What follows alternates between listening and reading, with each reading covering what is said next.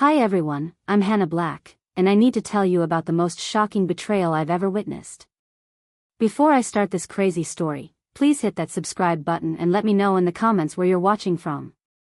2 years ago, I landed my dream job at Pinnacle Marketing Solutions. The CEO, Vincent Kane, was known for being brilliant but demanding. At 45, he was divorced, wealthy, and had a reputation for getting what he wanted. My best friend since college, Patricia was so proud of me. "Finally, a company that will appreciate your talents," she said over coffee. Her son Jamie had just turned 20 and started his junior year at business school. I thought I had everything figured out. I was wrong. If you like our revenge stories, please subscribe for more. We drop powerful news stories every week, filled with truth, emotion, and justice. Don't miss the next one. And remember, some stories hurt, but they heal too. Subscribe now, and join the journey. Vincent Kane was charming during my first week. He personally welcomed me to the executive floor and praised my marketing background. "Hannah, you're exactly what this company needs," he said with that smile that made other employees nervous. But I quickly noticed things. How his assistants looked scared when he called meetings. How people whispered about his special projects with young female interns. The way he stood too close during presentations. My colleague Amanda warned me quietly, "Be careful around him. He has a type." I laughed it off then.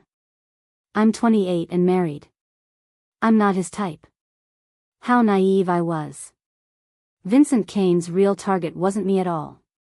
3 months into my job, Patricia visited our office for a client lunch. She brought Jamie along since he was home from college. I was excited to introduce them to my new workplace and show off my success. Vincent happened to walk by during our meeting.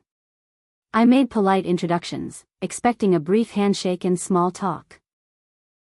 Instead, Vincent's entire demeanor changed when he met Jamie. His eyes lit up with an intensity that made me uncomfortable. Jamie, tall and athletic with Patricia's blonde hair, seemed impressed by Vincent's expensive suit and confident handshake. "Jamie's studying business," I mentioned casually. "Is that so?" Vincent's smile widened. "We should talk more about your future career plans." The conversation lasted 20 minutes. Way too long. If you like our revenge stories, please subscribe for more. We drop powerful news stories every week, filled with truth, emotion, and justice. Don't miss the next one. And remember, some stories hurt, but they heal too. Subscribe now, and join the journey. A week later, Vincent called me into his office. "Hannah, your friend's son made quite an impression. I'd like to offer him a summer internship position." I was thrilled.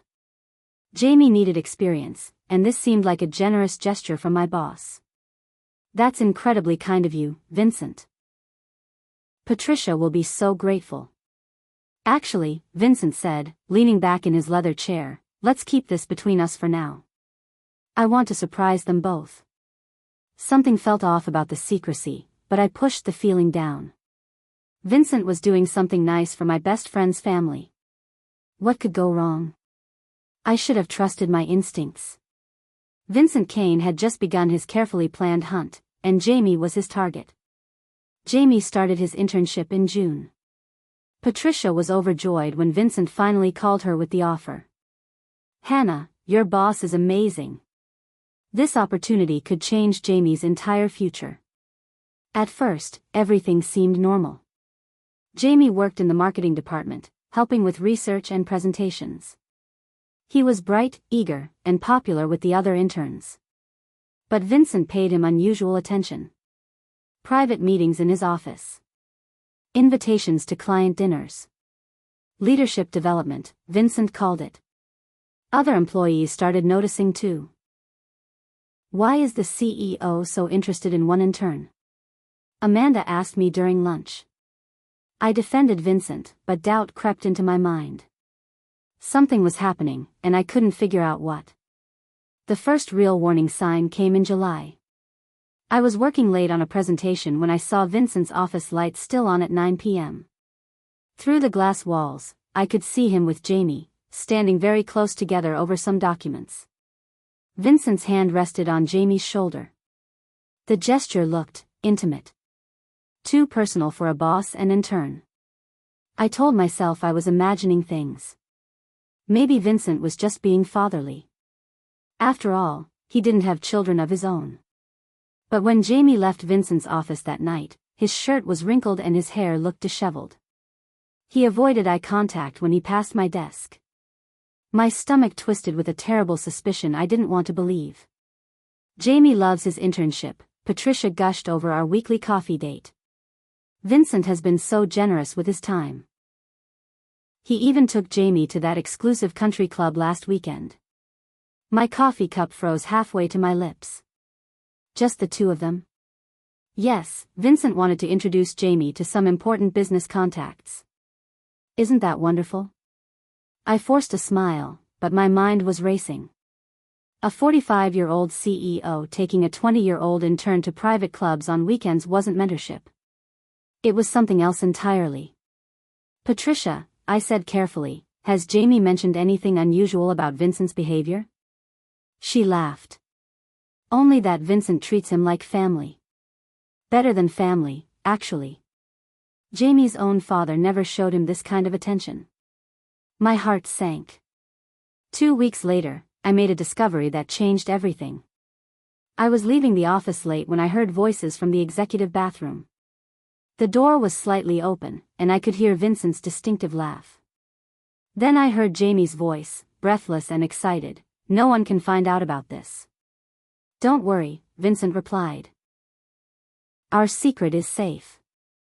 The sounds that followed made my stomach turn. I quickly walked away, but the damage was done. My suspicions were confirmed in the worst possible way. Vincent Kane, my respected CEO, was having an affair with my best friend's 20-year-old son. The age difference, the power imbalance, the betrayal of trust, it was all disgusting. But how could I tell Patricia without destroying her happiness and Jamie's future? For 3 sleepless nights, I wrestled with what I'd discovered. Every option seemed terrible. If I told Patricia, she'd be devastated. If I confronted Jamie, he might deny it or get defensive. If I reported Vincent to HR, it could backfire on everyone. But staying silent felt like betraying my best friend. I decided to approach Jamie first. Maybe I could make him understand how inappropriate this relationship was before it went too far. I found him alone in the break room the next morning. Jamie, we need to talk.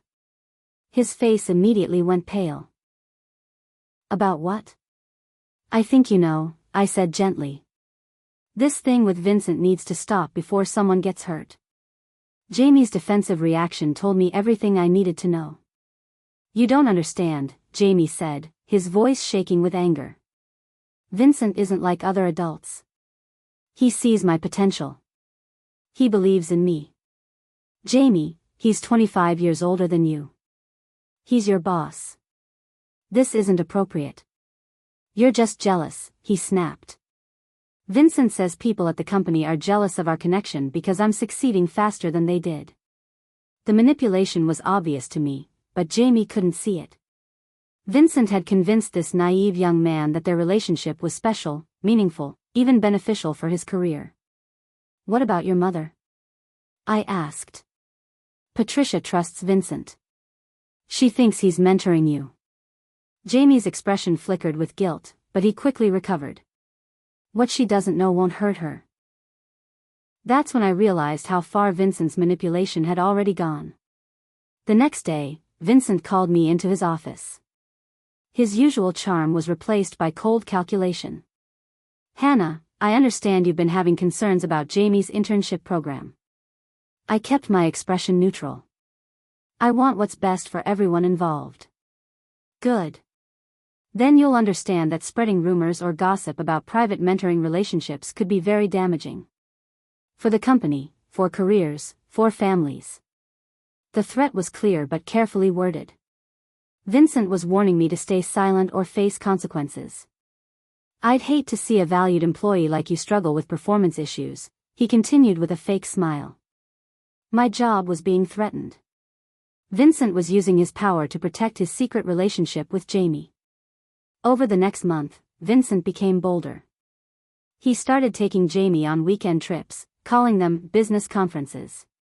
Jamie would return with expensive gifts. Designer clothes, a new laptop, jewelry. Patricia noticed but interpreted it positively.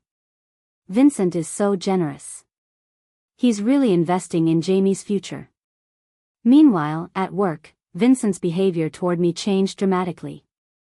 He criticized my projects, excluded me from important meetings, and gave my best assignments to other employees.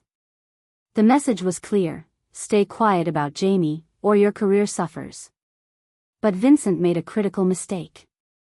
He underestimated how far I'd go to protect my best friend, even if she couldn't see the danger her son was in. I started documenting everything. I began keeping detailed records of Vincent's behavior.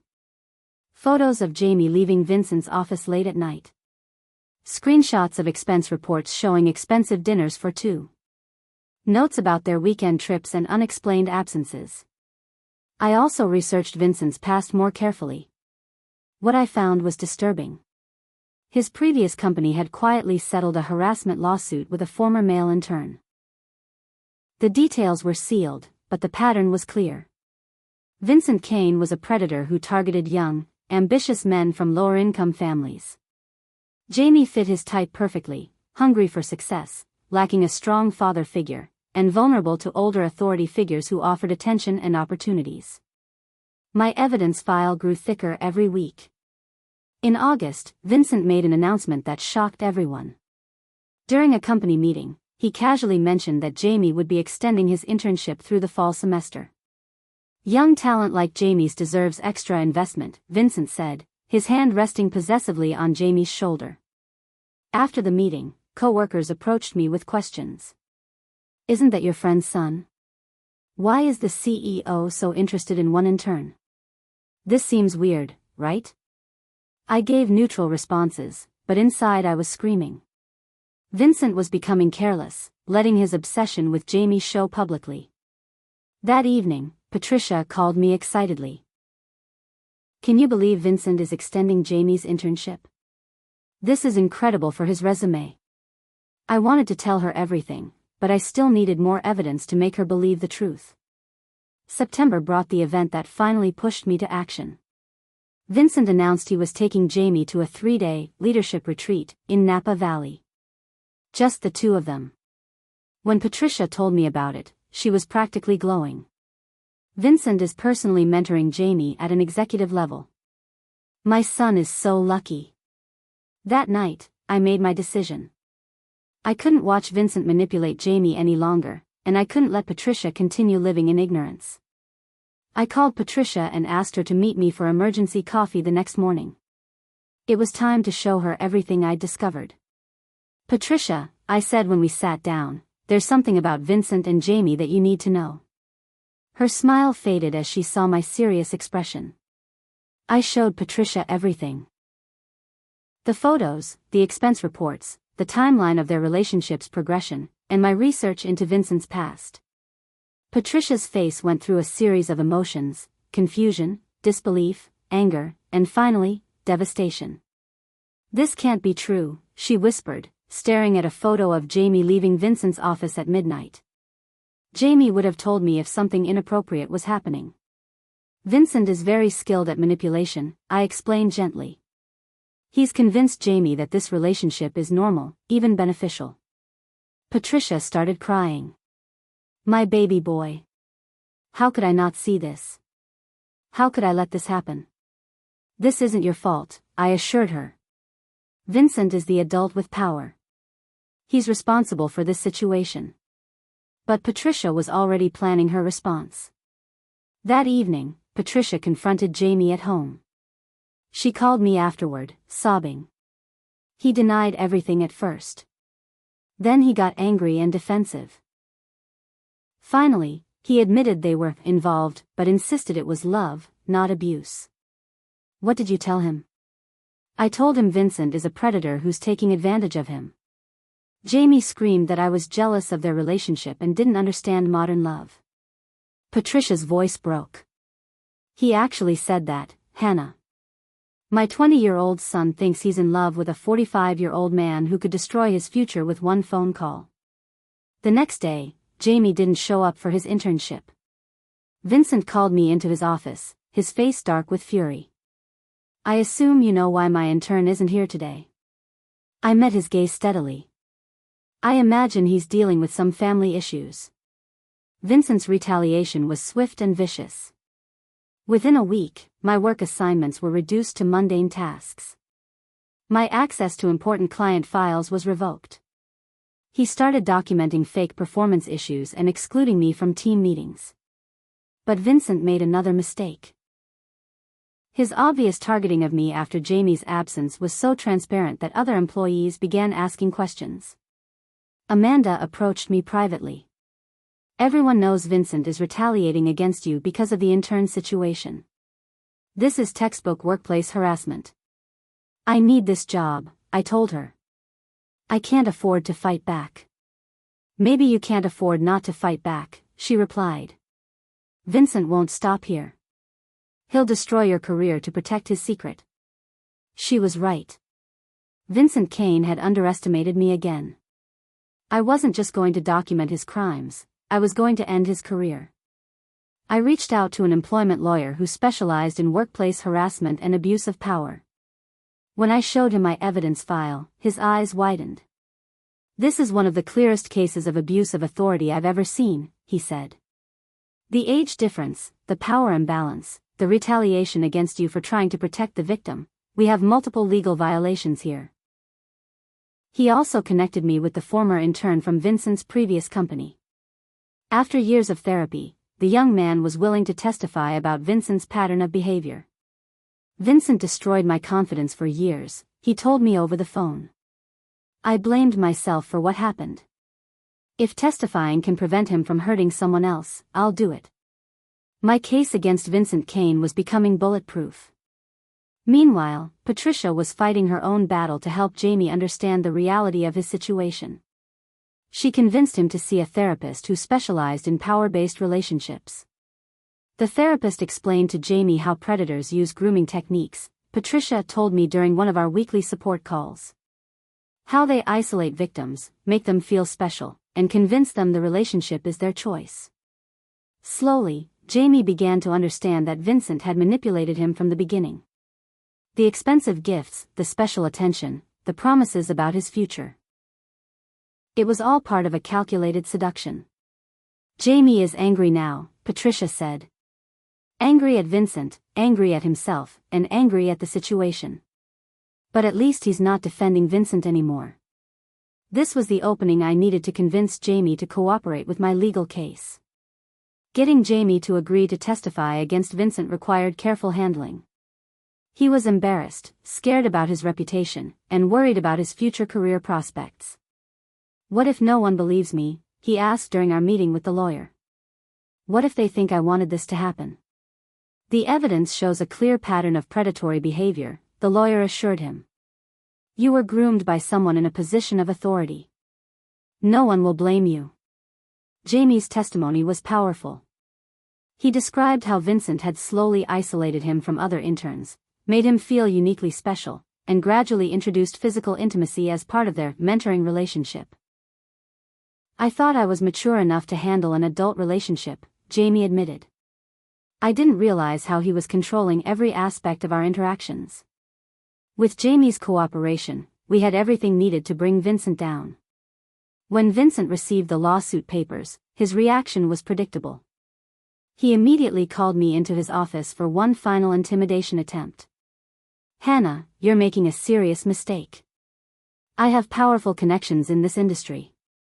No one will ever hire you again if you continue with this vendetta. It's not a vendetta, I replied calmly. It's justice. Justice? Vincent laughed coldly. For what?